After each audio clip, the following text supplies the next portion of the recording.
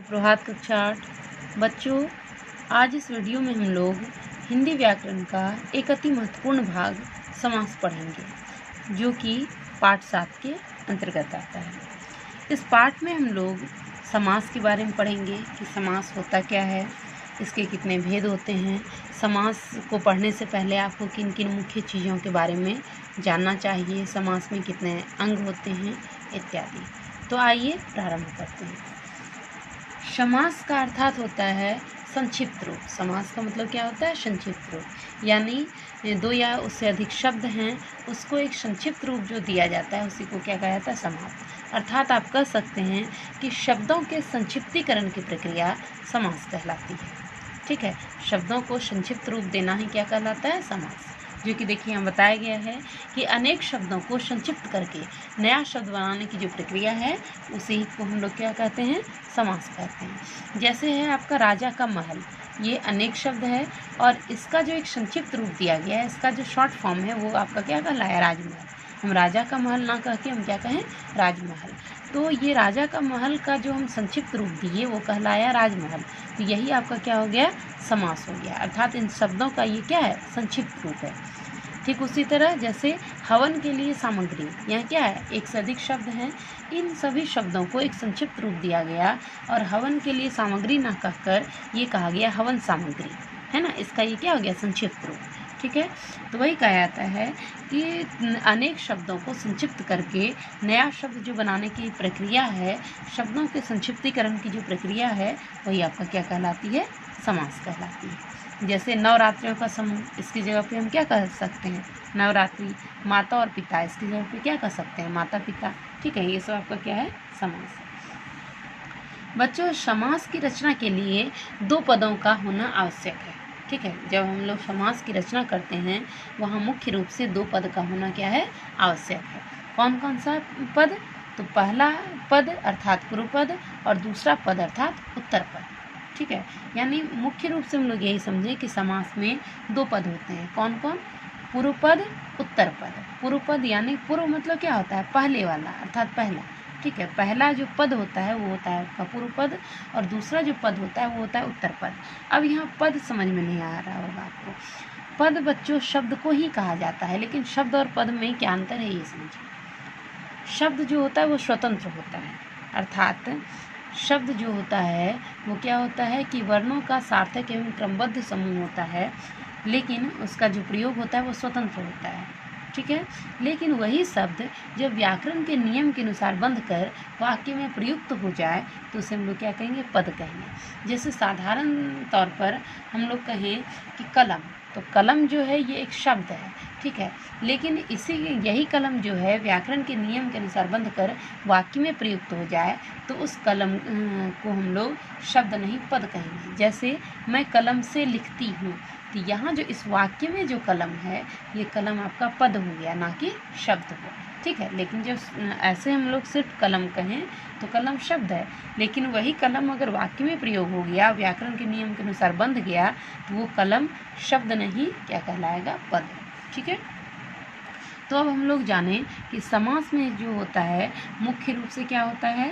पूर्व पद, उत्तर पद और समस्त पद। ठीक है, पहला जो पद होता है उसी को हम लोग पूर्व पद कहते हैं। दूसरा अर्थात बाद वाला जो पद होता है उसी को हम लोग क्या कहते हैं? उत्तर पद। और इन दोनों पदों के मिलने से जो एक नए शब्द का निर्माण होता है उसी को हम लोग समस्त पद या सामासिक शब्द भी कहते हैं। ठीक है, फिर से समझिए कि पहले वाले पद को पूर्व पद कहते हैं, बाद वाले पद को उत्तर पद कहते हैं, और इन दोनों को मिलने से जो एक अन्य पद का निर्माण होता है, एक नए शब्द का निर्माण होता है, इसी को हम लोग समस्त पद या सामासिक शब्द कहते हैं। ठीक है, जैसे मान लीजिए आपका है माता और पिता, तो माता जो है यहाँ पर आपका पहले वाला पद है, इसलिए क्या हो गया? पूर्व पद। पिता जो है बाद वाला पद हुआ तो ये क्या हो गया? आपका उत्तर पद। और इन दोनों के मिलने से जो एक नए शब्द का निर्माण हुआ माता पिता, ये क्या हो गया? आपका समस्त पद। ठीक है, जैसे राजा का महल, यहाँ जो राज जो है वो आपका हो गया पूर्व पद, महल जो हो गया वो उत्तर पद, दोनों के मिलने से जो राजमहल बना वो आपका क्या हो गया? समस्त पद। आई बात समझ में? ठीक है, देखिए इसी का उदाहरण यहाँ दिया हुआ है, जैसे रसोई के लिए घर, तो इस शब्द में रसोई जो है आपका वो क्या हो गया, पूर्व पद है, और जो घर है ये क्या हो गया आपका उत्तर पद। इन दोनों के मिलने से, रसोई के लिए घर, इनके मिलने से यानी रसोई और घर के मिलने से जो एक नए शब्द का निर्माण हुआ रसोई घर, ये आपका क्या हो गया, समस्त पद या सामासिक शब्द। ठीक है, अब हम लोग जाने समस्त ये समास विग्रह, ये तो हो गया समस्त पद या सामासिक शब्द। तो समस्त ये समास विग्रह, समास विग्रह क्या होता है, विग्रह मतलब विच्छेद, अलग होना। ठीक है, यानी कि समस्त पदों के आपसी संबंधों को स्पष्ट करना ही क्या कहलाता है आपका समास विग्रह। देखिए बच्चों, इसके लिए आपको ये समझना पड़ेगा कि जब शब्दों को हम संक्षिप्त रूप देते हैं तो वहाँ पर हम कारक के चिन्हों को, कारक के प्रसर्गों को लुप्त कर देते हैं, हटा देते हैं। ठीक है, जैसे हो गया आपका राजा का महल, तो यहाँ राजमहल कर दिए, अर्थात ये जो का है कारक चिन्ह, इसको हम लोग हटा दिए, ये लुप्त हो गया। ठीक है, तो ये आपका क्या बन गया, समस्त पद। लेकिन इसी समस्त पद की जब हम व्याख्या करते हैं, इसका विग्रह करते हैं, तो वहाँ हम लोग राज्य और महल के बीच संबंध स्थापित करने के लिए कारक चिन्हों का प्रयोग करते हैं, जैसे का, के, की। ये जो का, के, की लगाकर जब इसकी संपूर्ण व्याख्या की गई तो वही आपका क्या कहलाया, समास विग्रह। अर्थात राजमहल जो हुआ ये समस्त पद हुआ या समासिक शब्द हुआ, लेकिन राजा का जो महल हुआ ये क्या कहलाया, इसका समास विग्रह कहलाया। आई बात समझ में, यही आपका यहाँ उदाहरण दिया। अब आइए हम लोग जानते हैं समास के भेद, कि समास के कितने भेद होते हैं। बच्चों, समास के मुख्य रूप से 4 भेद होते हैं। कितने भेद होते हैं, 4 भेद। कौन कौन से, अव्ययी भाव समास, तत्पुरुष समास, द्वंद्व समास, बहुब्रीहि समास। ठीक है, ऐसे द्विगु और जो है कर्मधारय समास ही होता है, जो कि पहले 6 कहा जाता था भेद, लेकिन अब क्या होता है कि इसी भेदों के अंतर्गत उसे उपभेद माना जाता है, उसे भेद नहीं माना जाता है, समास का भेद नहीं, उसे समास का उपभेद माना जाता है, जो कि हम लोग आगे पढ़ेंगे। ठीक है, तो ये आपको ध्यान रखना है कि समास के मुख्य रूप से 4 भेद होते हैं। कौन कौन से, अव्ययी भाव समास, तत्पुरुष समास, द्वंद्व समास और बहुब्रीहि समास। ठीक है, तो अब आइए एक एक करके हम लोग जानते हैं। सबसे पहला है आपका अव्ययी भाव। अव्ययी भाव समास को जानने के लिए आपको अव्यय शब्द को जानना होगा। अव्यय अर्थात अविकारी शब्द। तो अब हम लोग जानेंगे कि अव्यय या अविकारी शब्द कहते किसे हैं। ऐसे शब्द जिस पर लिंग, वचन, कारक, काल इत्यादि का कोई प्रभाव नहीं पड़ता है। जब किसी पर कोई प्रभाव नहीं पड़ेगा अर्थात वो परिवर्तित नहीं होगा, है ना, उसके रूप में कोई परिवर्तन नहीं आएगा, वो ज्यों का त्यों रह जाएगा। तो ऐसे शब्द जिस पर लिंग, वचन, कारक, काल इत्यादि का कोई प्रभाव नहीं पड़ता है वो आपका क्या कहलाता है, अव्यय शब्द कहलाता है या अविकारी शब्द कहलाता है। उदाहरण के तौर पर मान लीजिए कि आप कह सकते हैं कि वहाँ जो शब्द है, या फिर वहाँ को आप छोड़िए, ये कह सकते हैं कि यथाशक्ति, यथाक्रम, है ना, तो या आजीवन, आजन।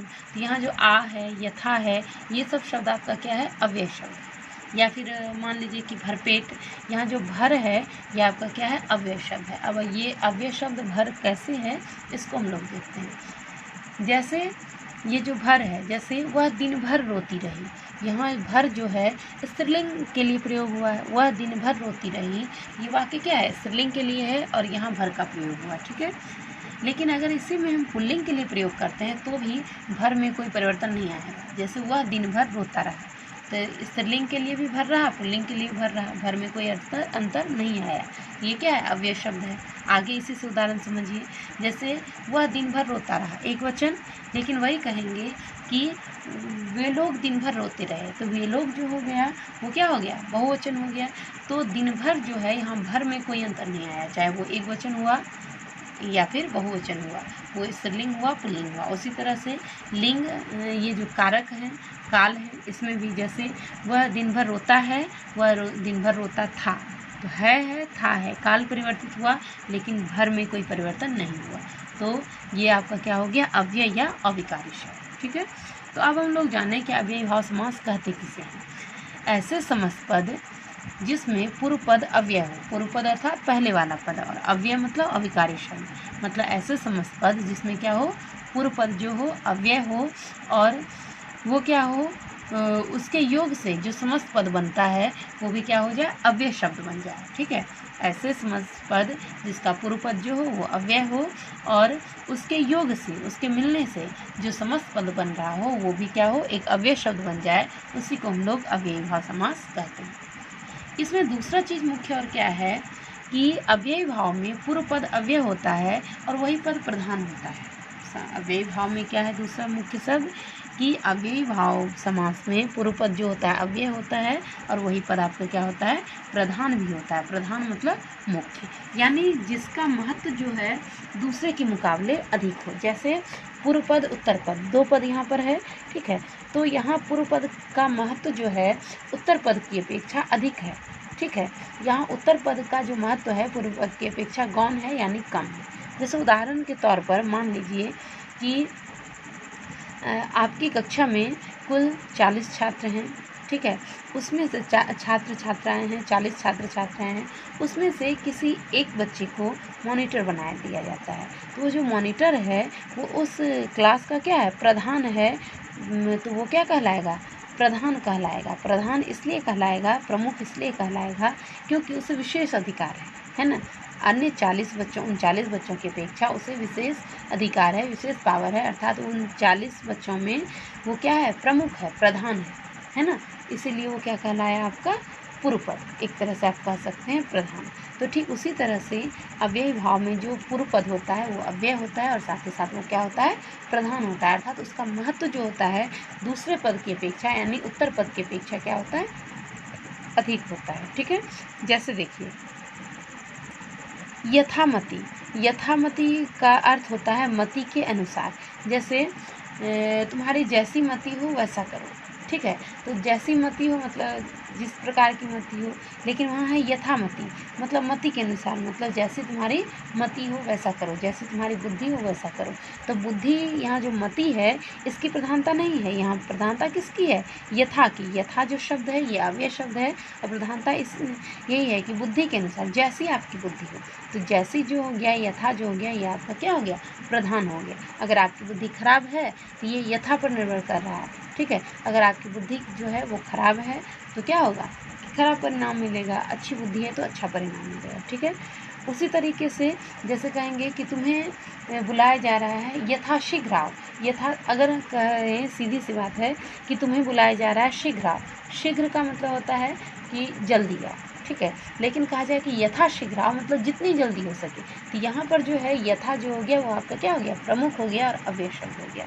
तो यहाँ समझेंगे कि अव्ययी भाव समास, फिर से समझिए कि अव्ययी भाव समास उन समास को कहा जाता है जिसका पूर्व पद जो होता है वो प्रधान और अव्यय होता है। ठीक है, और उस पूर्व पद में अव्यय के मिलने से जो समस्त पद बनता है वो क्या कहलाता है, आपका अव्ययी भाव समास कहलाता है। ठीक है, अव्ययी भाव समास का विग्रह करते समय उत्तर पद जो है वो पहले लिखा जाता है, इस बात का ध्यान रखना है। अव्ययी भाव समास का विग्रह करते समय उत्तर पद जो होता है वो पहले लिखा जाता है और पूर्व पद बाद में। जैसे देखिए समस्त पद यथामति। ठीक है, यहाँ पूर्व पद जो है यथा है और उत्तर पद क्या है, मति है। पूर्व पद, यहाँ देखिए पूर्व पद यथा, उत्तर पद मति। लेकिन जो इसकी व्याख्या कर रहे हैं, इसका विग्रह कर रहे हैं, तो मति के अनुसार, यानी यथा का मतलब होता है अनुसार। तो यथा जो पूर्व पद है इसको बाद में लिखा गया और मति जो उत्तर पद है उसको क्या किया गया, पहले लिखा गया। तो बच्चों यही है आपका अव्ययी भाव समास। हमें उम्मीद है कि आपको समझ में आया होगा। अगली वीडियो में हम लोग आगे पढ़ेंगे। तब तक आप लोग मैंने जो कुछ भी पढ़ाया है उसकी पुनरावृत्ति करेंगे, उसे अच्छे से समझने का प्रयास करेंगे। आज के लिए बस इतना ही। बहुत बहुत धन्यवाद।